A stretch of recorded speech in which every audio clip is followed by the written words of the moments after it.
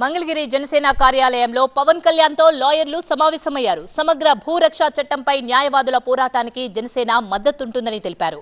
ఈ చట్టం రాజ్యాంగానికి ప్రజలకు వ్యతిరేకమన్నారు పవన్ కళ్యాణ్. ఈ చట్టం ప్రాథమిక హక్కుల ఉల్లంఘన కిందికి వస్తుందన్నారు. ఈ చట్టం వల్ల న్యాయవాదులకు అనేక ఇబ్బందులు వస్తాయని, న్యాయవాదులకు మద్దతుగా జనసేన పోరాటం చేస్తుందని పవన్ కళ్యాణ్ అన్నారు.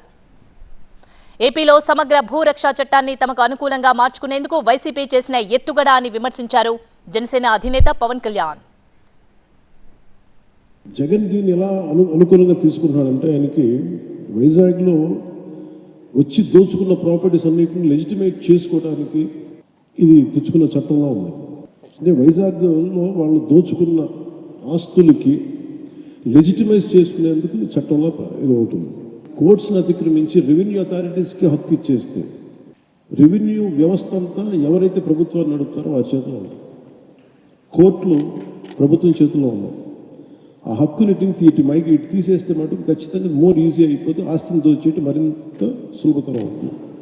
నా ఒకటే అనిపిస్తుంది, ఋషికొండని ఒక ఉదాహరణ చెప్తాను. ఋషికొండని రేపొద్దున అనేక దోచుకున్నాడు ఆయన. ఏదైనా వాళ్ళు అప్లై చేసుకోవచ్చు, నాది అని రాసేసుకుంటే సరిపోతుంది, నో క్వశ్చన్స్ ఆస్క్డ్. సో ప్రతిదానికి కోర్టు అనే ఒక రక్షణ చట్టాన్ని తీసేసారు దీనివల్ల.